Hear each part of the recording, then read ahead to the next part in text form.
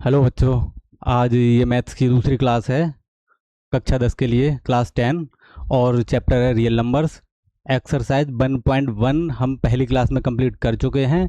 आज करेंगे एक्सरसाइज 1.2। तो शुरू करते हैं।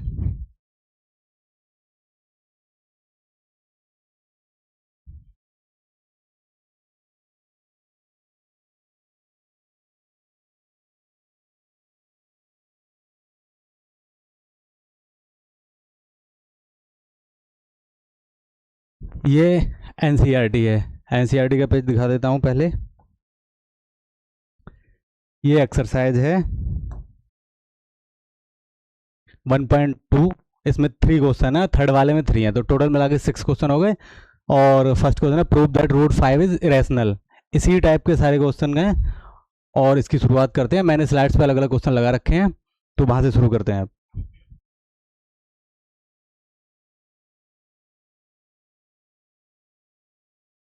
ठीक है, तो स्लाइड पे ये पहला क्वेश्चन लगाया हुआ है कि prove that root five is irrational. तो प्रूव करें कि रूट 5 जो है वो इरेशनल नंबर है। तो इसको शुरू करते हैं। सॉल्यूशन। ठीक है, तो इस टाइप के क्वेश्चन में सबसे पहले क्या करना होता है कि हम मतलब कंट्राडिक्शन मेथड यूज करेंगे। क्या करेंगे कि रूट 5 को इरेशनल प्रूव करना है, लेकिन हम लेट करेंगे कि रूट 5 एक रैशनल नंबर है। तो हम करेंगे लेटस।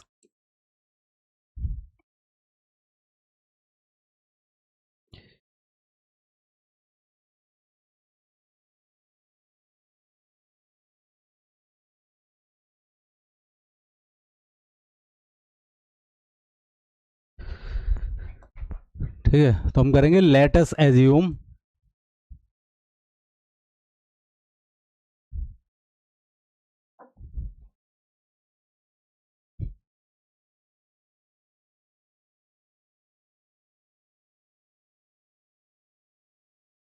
हो गया।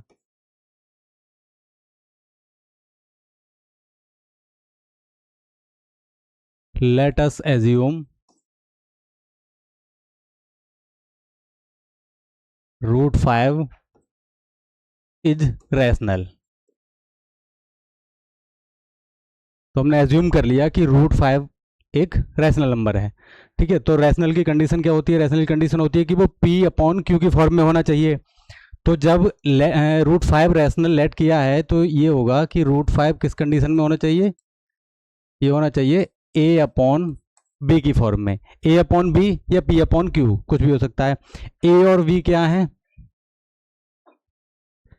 तो यहाँ पे where a and b are coprime.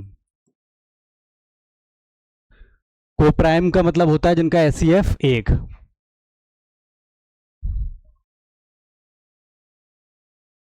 को प्राइम मीन्स जिनका एस सी एफ 1 हो।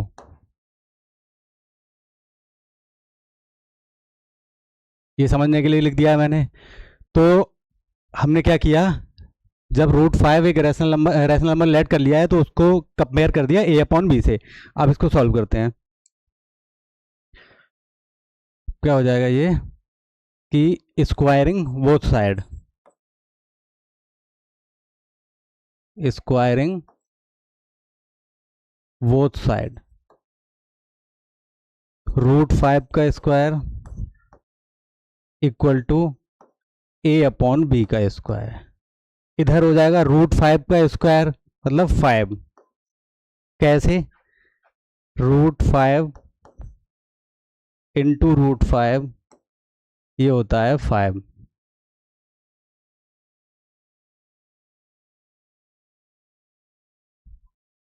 ठीक है, तो ये जाएगा 5 equal to a square upon b square. इसके अपॉन में 1 है, जिसके अपॉन में कुछ भी नहीं होता है तो क्या होता है 1। तो क्रॉस मल्टीप्लाई करेंगे तो हो जाएगा 5b square equal to a square. अब यहाँ से हम क्या कंक्लूजन निकालेंगे? तो यहाँ से हम ये कंक्लूजन निकालेंगे कि 5 स्क्वायर यानी कि 5 और बी स्क्वायर का जो प्रोडक्ट है वो है ए स्क्वायर। इट मीन्स इसका मतलब हुआ कि a square is divisible by by 5, therefore a is also divisible by 5। इसको लिख लेते हैं इक्वेशन 1। ठीक है, यहां तक क्लियर। आगे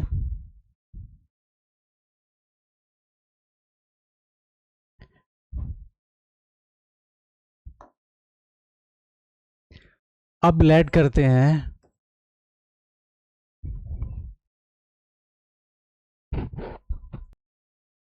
ठीक है, तो लेट करते हैं a equal to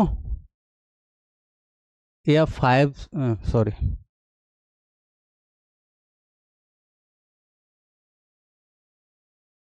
a equal to 5c। एक सेकंड ये दिखाता हूं। यहाँ पे देखो, यहाँ पे जो a की वैल्यू है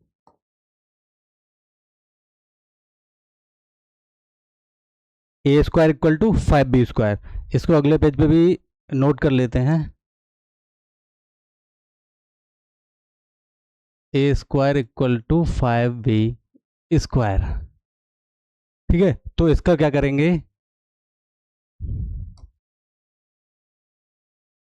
यहाँ पे सबसे ज़्यादा समझने की बात है कि a square equal to 5b square हम पहले निकाल चुके हैं। यहाँ पे क्या करना है, इक्वल टू 5c, तो ए की वैल्यू पुट करनी है। तो ए की वैल्यू इस फॉर्म में पुट करेंगे तो क्या करेंगे, इधर तो ए स्क्वायर है तो इसका मतलब दोनों तरफ स्क्वायर कर देते हैं। स्क्वायर किया तो ये आया a square equal to 25c square. अब ए स्क्वायर की वैल्यू है 5b स्क्वायर, तो इसको लिखेंगे, we can write 5b square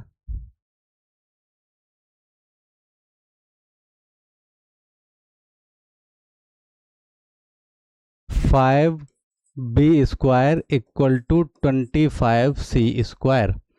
5 से कैंसिल हो जाएगा, 5 बन जा 5 और 5 5 जा 25, तो ये हो गया b square equal to 5c square. Rewrite करते हैं, 5c square equal to b square. यहाँ पे एक लाइन और ऐड कर लेते हैं, इधर लिख लो कि c is an integer. c क्या है, c एक इंटीजर है। यहाँ थे, अब जैसा कि पहले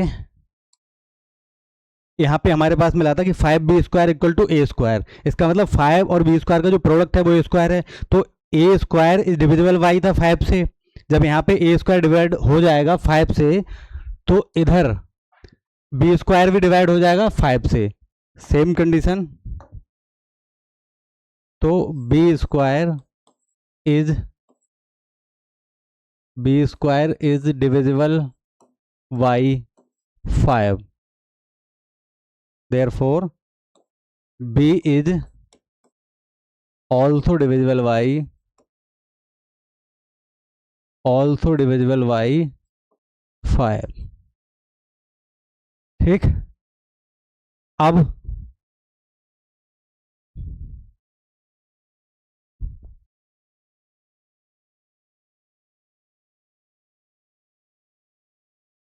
ठीक है, अब ये इसको लिखेंगे इक्वेशन 2।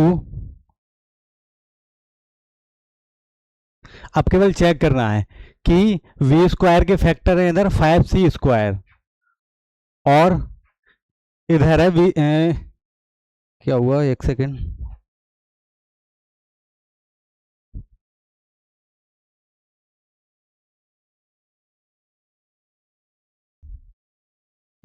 ठीक है। अब इस वाले पॉइंट को इक्वेशन 1 और 2 को एक साथ लिख लेते हैं, थोड़ा और ज़्यादा क्लियर रहेगा। ये है a square equal to 5b square, तो a square equal two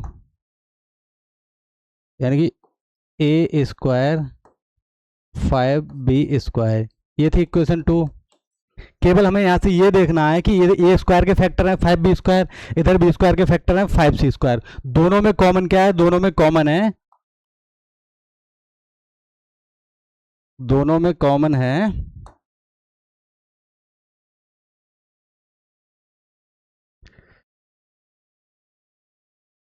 common हो गया 5। ठीक है, तो अब लिखेंगे, क्या दिक्कत है, a and b are having common factor, common factor a and b are having common factor, common factor 5। जबकि कंडीशन क्या थी, स्टार्टिंग में लिख चुके हैं कि ए और बी को प्राइम नंबर है। को प्राइम का मतलब कॉमन फैक्टर सिर्फ 1 होना चाहिए था, लेकिन यहाँ पे कॉमन फैक्टर क्या हो गया 5। तो अब लिखेंगे कि this is a contradiction to our assumption, this is a contradiction, this is a contradiction our या our assumption,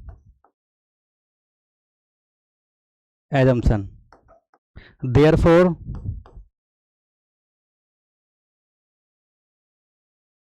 root 5 is irrational।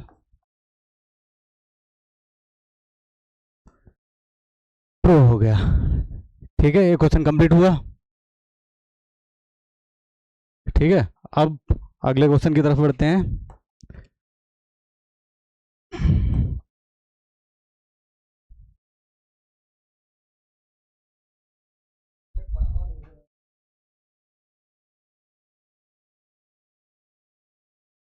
ठीक है, अब क्वेश्चन नंबर 2 है, prove that 3 + 2 root 5 is rational.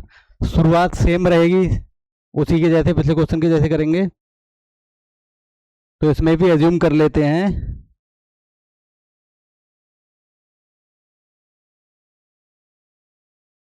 let us assume 3 + 2 root 5 is rational.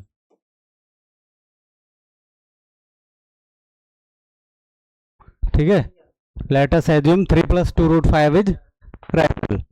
आगे जैसा कि पिछले में क्या रैशनल होता है, तो उसकी कंडीशन क्या होती है कि 3 + 2 root 5 equal to a upon b, where a and b are co-prime, where a and b are co-prime। अब क्या करेंगे,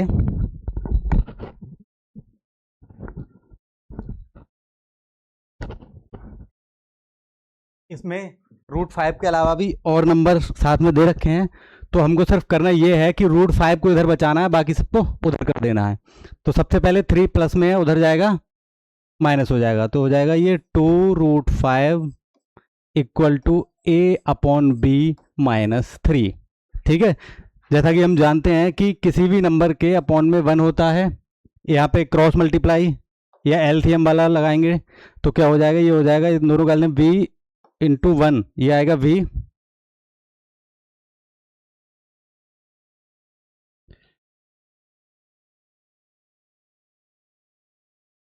एक सेकेंड, b और इधर a -3v। क्लियर, और इधर बचा 2 रूट 5। अब 5 यानी कि 2 और रूट 5 मल्टीप्लाई में, तो 2 उधर चला जाएगा, तो ये हो जाएगा root 5 equal to a -3v upon 2v। एक चीज देखो, इधर है ये इरेशनल नंबर और इधर है ये रैशनल नंबर, तो इरेशनल और रैशनल कभी इक्वल हो नहीं सकते। दिक्कत क्या हो रही है इसमें आज। ठीक है, इरेशनल और रैशनल इक्वल नहीं होंगे। ठीक है, यहाँ पे ए और बी क्या है, इनको लिख लेते हैं, a and b are integers. इधर क्यों लिखें, नई लाइन से ही लिख लेते हैं, since a and b are integers. ठीक है, ए और बी इंटीजर्स हैं, अब इसमें से a minus 3b upon 2b, ये है रैशनल नंबर।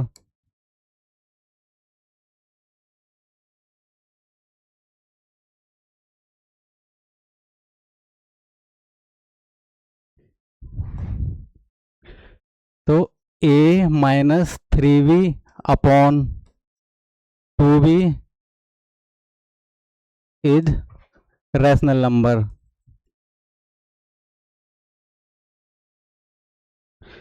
ओके, जबकि √5 इरेशनल नंबर है।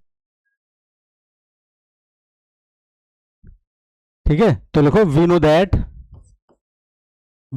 That √5 is irrational number. Irrational number.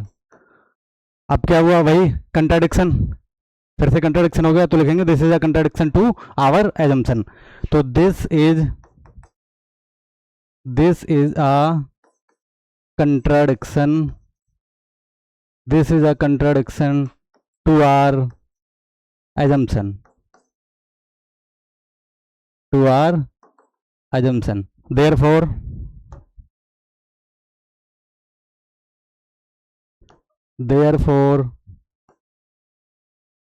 3 plus 2 √5 is irrational.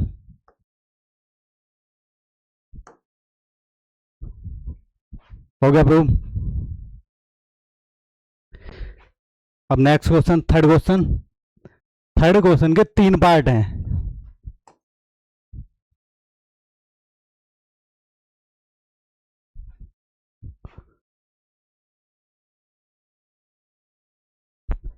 Same process.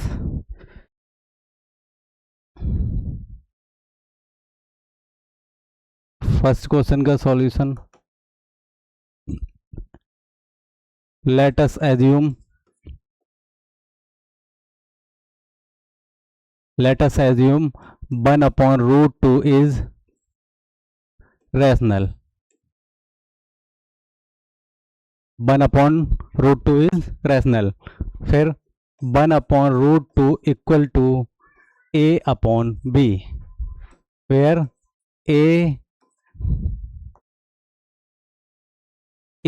and v are co-prime.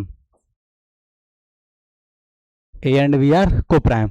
इसको सॉल्व करो, क्रॉस मल्टीप्लाई, v की मल्टीप्लाई 1 थे तो हो गया v, और इधर हो गया √2a। a जो है इधर आएगा तो डिवाइड में हो जाएगा, तो हो गया b/a इक्वल टू √2। क्लियर। फिर a और v क्या है यहाँ पे, a और v इंटीजर, तो since a and v are integer, since a and v are integers, √2 irrational, v upon a rational. फिर क्या, तो लिखेंगे b upon a is irrational, b upon a is irrational. We know that √2 is, sorry, b upon a is rational है।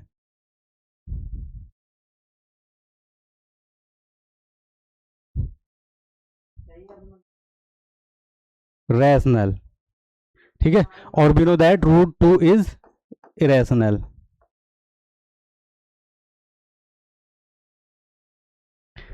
फिर this is a contradiction to our assumption.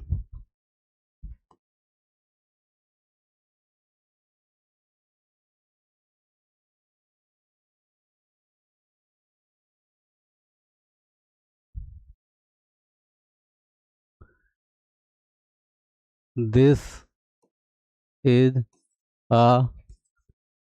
a contradiction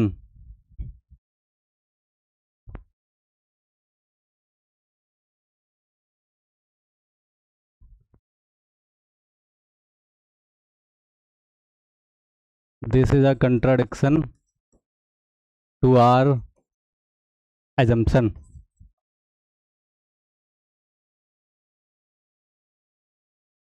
Therefore,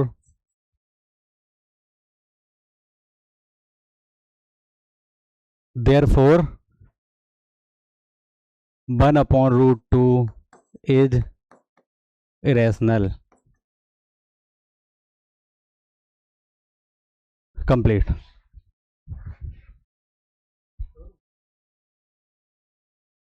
ठीक है, अब second question.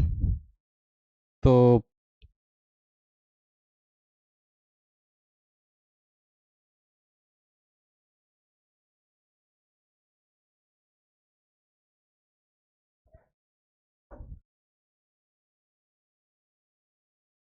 Second question है 7√5.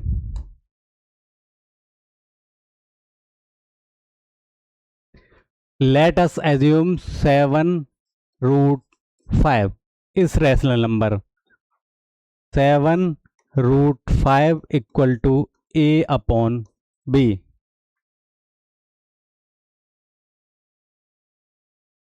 ठीक है, 7√5 equal to a upon b. A and b are को prime.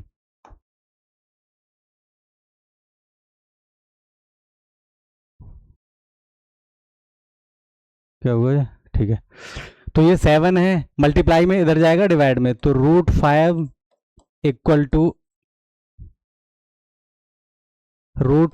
Equal to a upon 7v.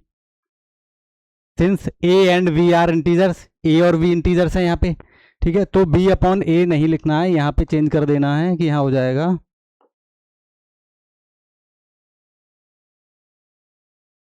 a upon 7b.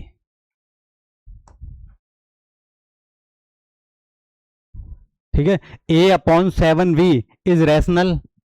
we know that √5 is irrational. This is a contradiction to our assumption.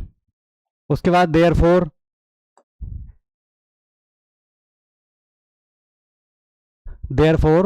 7√5 is rational. Clear? एक बार फिर से बता देता हूं. Let us, क्या किया हमने, 7√5 को एज्यूम कर लिया कि रैशनल नंबर है, तो let us assume 7√5 is rational. फिर 7√5 equal to a upon b, मतलब कंपेयर कर दिया. फिर √5 equal to a upon 7b. यहाँ पे ए एंड वी आर को प्राइम. उसके बाद ए और वी क्या है यहाँ पे, इंटीजर्स. तो since a and we are integers, a upon 7b rational है, जबकि √5 इरेशनल है. तो ये भी कंट्राडिक्शन है. This is a contradiction to our assumption. हमने जो एजम्पशन की उसका कंट्राडिक्ट है ये. Therefore 7√5 is irrational.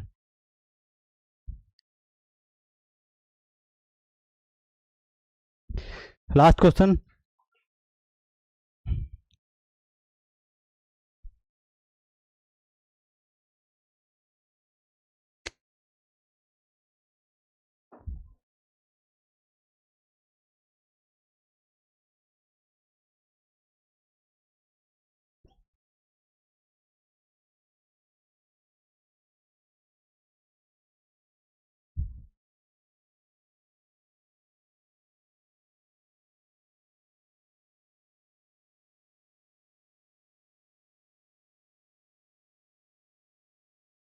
शुरू करते हैं.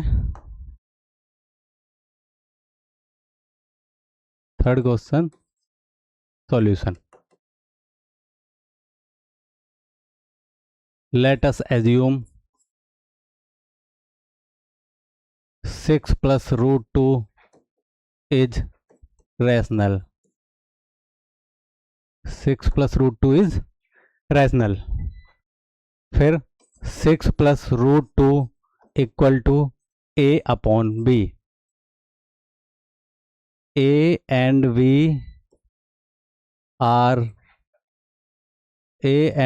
are coprime. अब 6 प्लस का है, इधर जाके माइनस का हो जाएगा, तो √2 equal to a upon v minus 6.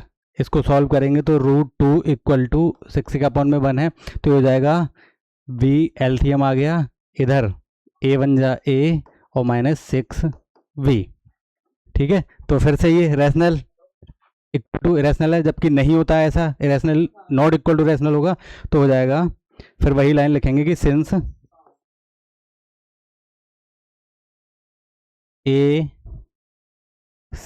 A and b are since A and B are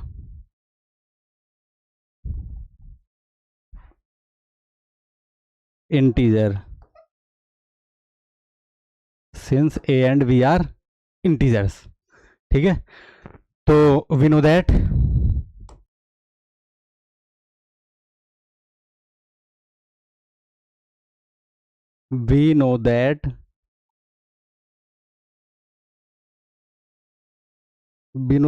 लिखना सही रहेगा नहीं,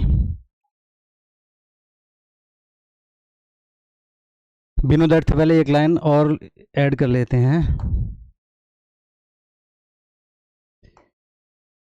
कि a minus 6b upon b is rational but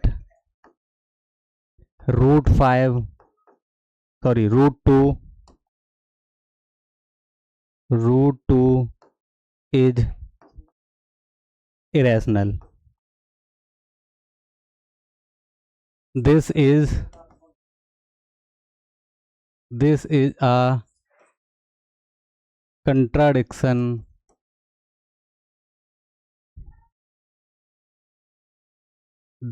contradiction or assumption,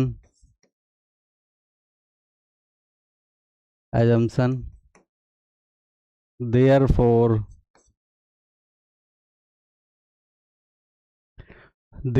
6 plus root 2 is rational.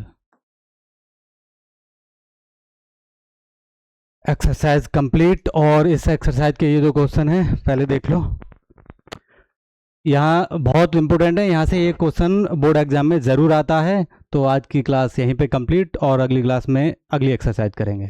Thank you.